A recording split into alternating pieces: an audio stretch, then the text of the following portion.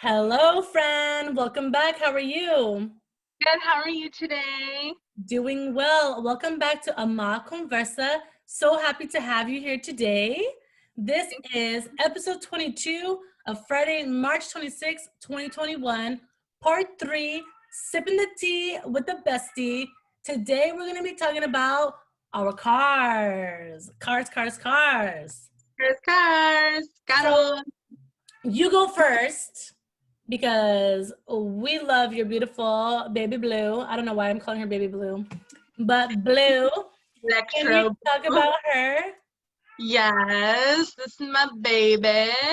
She is a 2020 Subaru STI, and I absolutely love driving my car. It's a lot of That's beautiful. When did you get the car? So I got the car in 2020 in March, at the end of March. Okay. But kind of during before the whole, or during the coronavirus then? Like right at the beginning, actually, before they started to shut things down and whatnot. At the time I had a WRX. It was a pearl white WRX stick shift. Absolutely love that car, but ultimately I wanted to get the STI.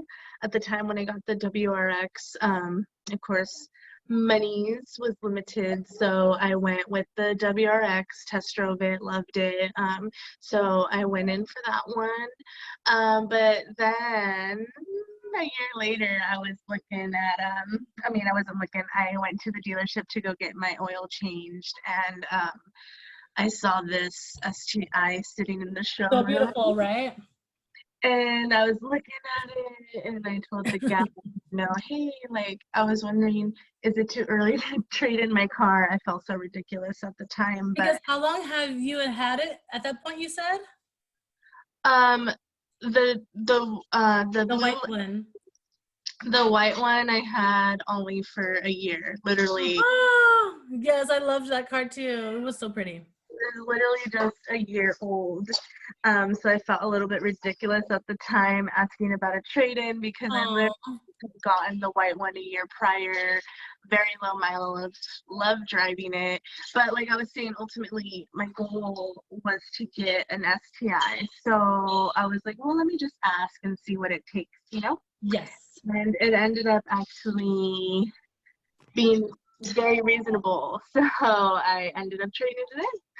That's fantastic. So it ended up being a very good deal, and you got the car that you wanted, that you were really falling in love with, and now you've had it for almost a year. It's coming up on a year. So as you got a new car, my car 2 months before that went to its final death. A horrific death it was.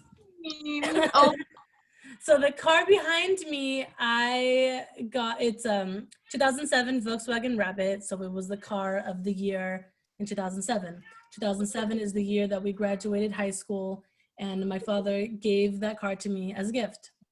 The picture you see behind me is probably from 2015 type area. So I had it all the way up until 2020. Until Martin Luther King's Day, actually. And on Martin Luther King's Day, because I was trying to keep it for my daughter, I was going to, always try to keep it and maintain it so that when she was 16, 17, that I could pass it on to her. She's 3 right now. But that did not happen.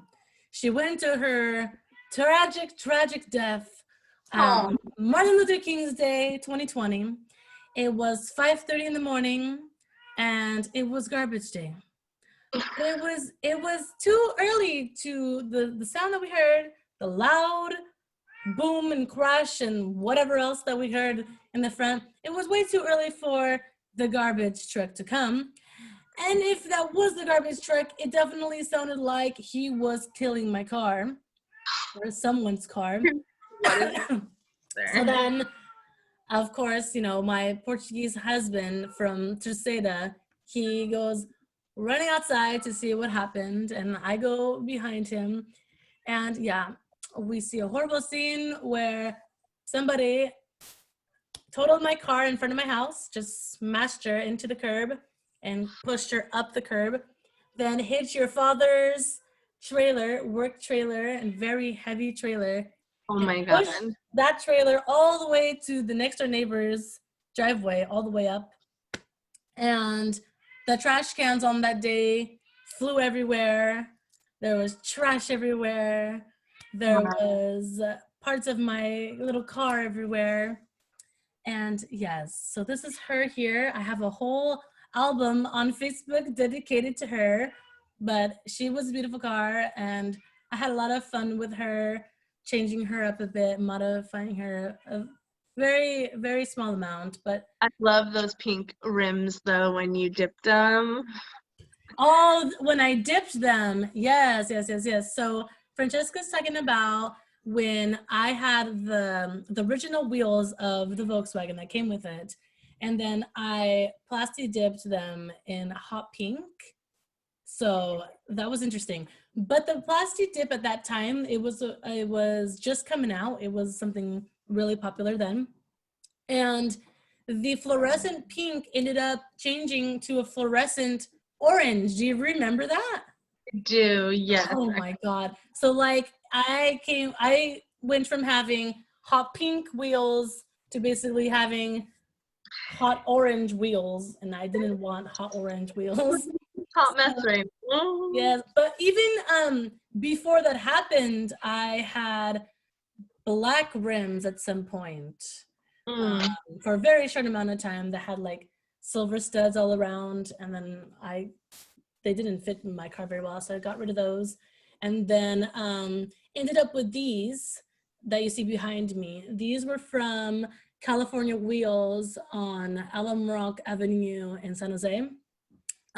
Very popular place to get wheels. A lot of people go there.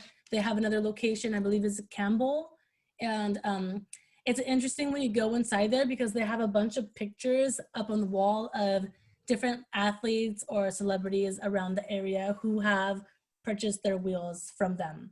Oh, that's awesome. Yes. Can you talk a little bit about, so what are all the cars that you've already had? Okay, so my very first car that was given to me from my sister was a Ford Escort, little two-door banger, just simple old. It was like 1994 or something, but it got me from point A to point B. I really only needed it to get to work and home. Yes. How long did you have that car for? I'm not sure, maybe like a few years. It didn't really last too long. So then my dad, because I was so younger at the time, he actually helped me get my first official car, which was a Mazda 2. 2000. Yes, I remember that car. I love that car. It's a little small, like egg type car. Yes, a hatchback. Cute hatchback, petite. I had gotten it brand new 2012, and I actually had that one for 6-7 years. And then after I had traded the Mazda in, I went to San Jose to the dealership over there, DGDG, and they had a ton of Subarus. I've always wanted a Subaru. That's true. You always have talked about Subarus. I'm a Volkswagen lover myself. And I do love Volkswagen as well. It's just something about the Subaru that attracts my attention. My car, it makes when you start it and then you're driving, when you're shifting gears, the certain boxer rumble it has. I just love hearing them. Yes, your car is really crazy. Yes, I've been in it a few times, and it sounds mean, it sounds very powerful, that's for sure. It is, it just wants you yes, it feels like it's driving you, it wants to go. And I had a car like that too before. So the car that I have now is the Volkswagen 2012 Passat, very good car. It's diesel. of course, had to be Volkswagen. It's my third Volkswagen. And that car, that's the family car. So that's the car that I had to get when, after I had Amelia, and I had to trade in the car that I had before, which was the Volkswagen 2012 Beetle. And it was a turbo edition, and it was a special edition. Inside it had all like Fender brand stereo system, the bass, everything was from Fender. And then it was special edition where it had carbon fiber on the interior, which that I fell in love with right away. Yes, the carbon fiber is nice. And that was the car I only had for a year too. So you had one for only a year, and so did I, which was the turbo. And that car literally, it was so small, like, you know, the Beetle. It's very small and round, but the turbo version of it literally wants to go. Like it feels like it's driving you instead of you driving it. But that was my favorite car, even though this one right here, it was my Old Faithful. In terms of the way it feels when you drive it, I loved the Beetle, the turbo. Amazing car. The turbo does dangerous car, very fast, very crazy. And since the shape of it, when you do take off, it literally feels like you're going up to the moon. And I at times I didn't like that feeling, because it feels like it can just lift off, you know? Yes. But your car is different. Your car, when you're in it and you are going fast, it feels substantial. It feels heavy. It feels like you are secure. Whereas in my turbo, I felt a little bit more airy, right? And it's kind of scary because it was fast, is what I'm trying to say. So, but the thing that's so nice about it is that it is so well controlled, stable. It grips to the ground. You can make tight turns. You could go fast. The car is like one with the road. It just eats it up. You go, you could do 120 and it feels like 75, you know? Oh my God. Don't say that, because next time when Hilbrand takes your car for a spin, he's probably gonna try that. My husband is like an adrenaline junkie, so you can find him not only with the bulls, but you can find him climbing coconut trees in Hawaii, for example. Remember I know that? my car to move in. He's like, he just shifted into third and he already felt it, you know, the difference. Yes. She was like, "Can you move my car for me?" And he's like, "What? Me? What?" She's like, "Yes." And he was so excited to drive your car, obviously, right? Like a kid in the candy store, he was like, "Oh yeah, oh." Yes. And your car, like when I've been in it, at least, it is a showstopper. It literally makes everyone stop and like, "What's that sound?" And then everyone turns around like Jumanji is about to happen or something. I know, and it's nice. It has that electro blue, which I hope to add some more of the pearl to it. I want to make it more pearled, so it looks like a more purplish bluish, and then I hope to get it tuned eventually. I would like to get the Cobb tuner, get a certain tune on it, start having some more fun with it. Yes, and the thing that I loved about your car is that it already came with lime green calipers, and I always wanted lime green calipers for these rims behind me, the hot pink ones. That these were the ones that I had for many years.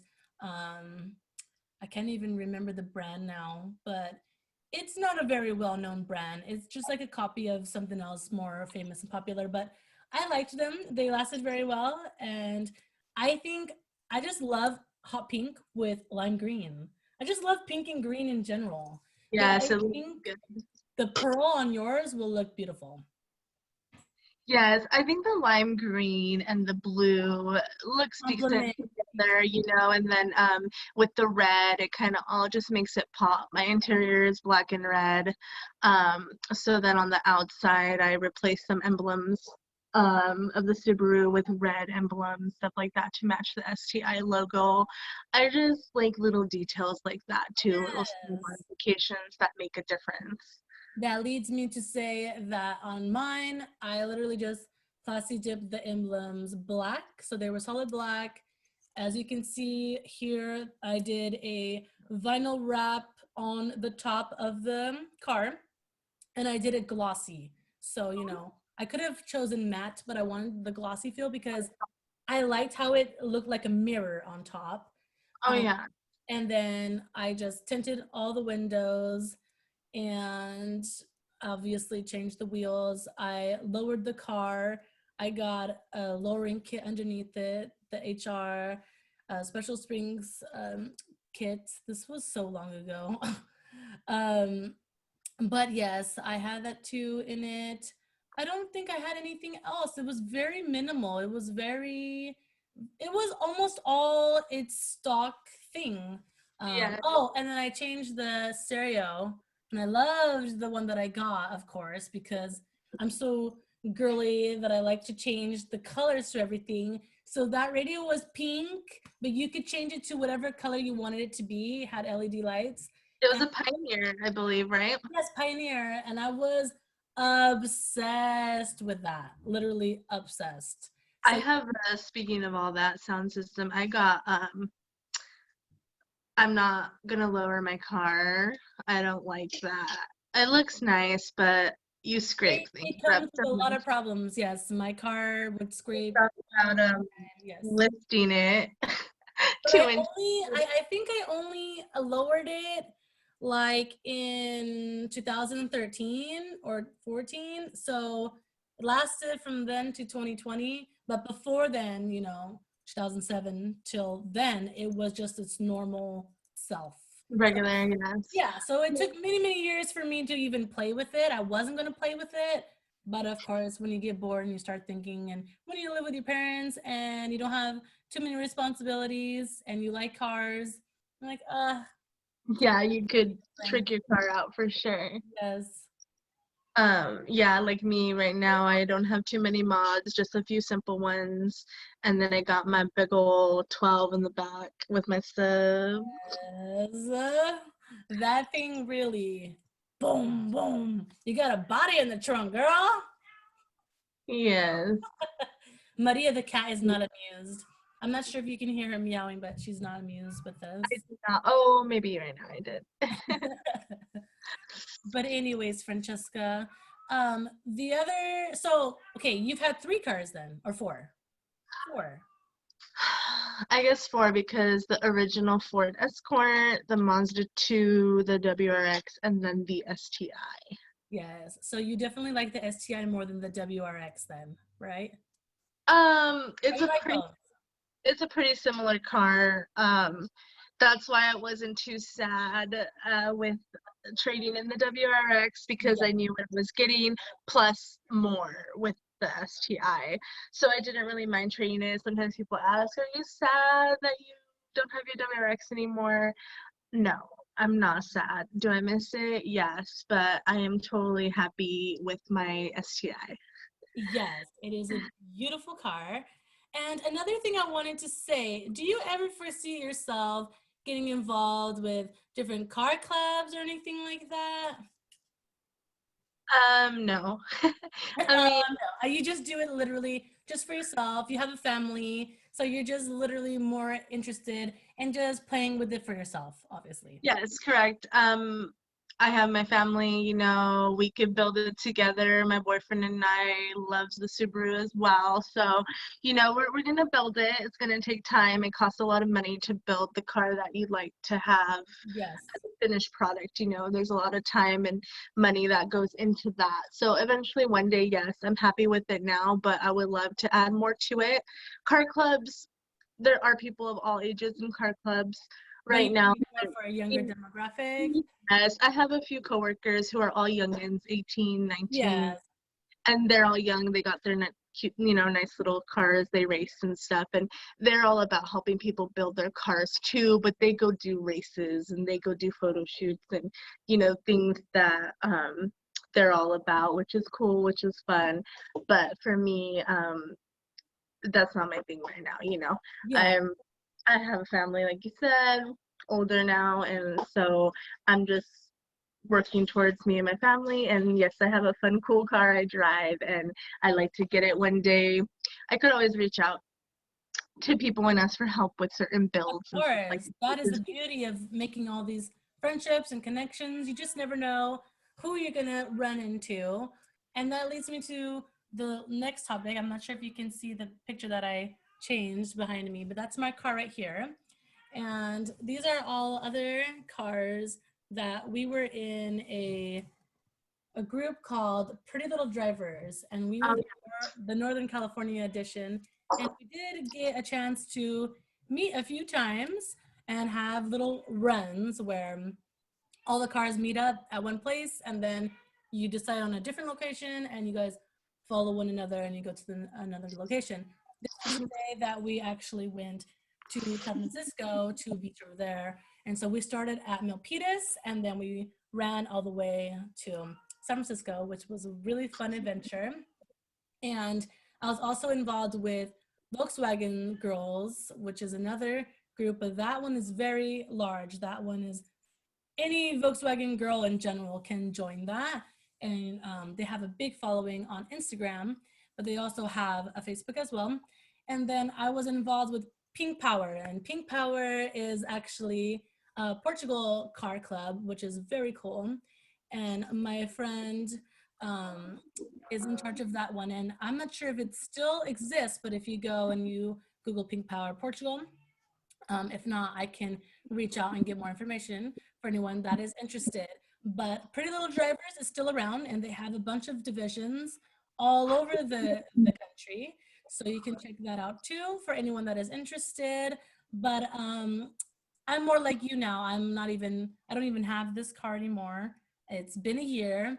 But I still really love the experiences that I did have, the people that I did have the pleasure of meeting. And that's another thing that cars is just like any other hobby or any other interest. It brings people together. It's a positive thing. I, to this day, love Volkswagens, and I hope one day that I can have an old Volkswagen bus that I can transform. That is the dream of mine. So that will be kind of like my family's fixer-upper. But for me, I think since I already had 3 Volkswagens before, that I'm just gonna continue with this, and I'm a loyal person. I just literally love it. Yeah, And you're a Subaru girl.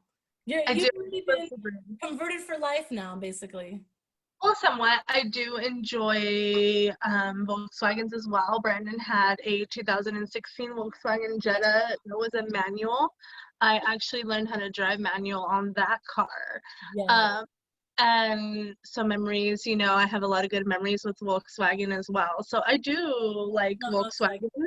But when it came down to me and my car and what I wanted and what I want to do with my car, Subaru was the way to go for me. They just have so many different options, customizations, just so many things you could do with the car to customize it. I like to go to subispeed.com. You could get a lot of different like parts, accessories, intakes, like whatever you need for your Subaru to customize it. They have it all. It's amazing. That is perfect. Thank you so much, Francesca. Thank you for everyone joining us on Amá CONVERSA for part 3 of Sippin' the Tea with the Bestie. Thank you again, and hope you have a great day. Thank you. Have a good day. Thank See you you. next time. Bye.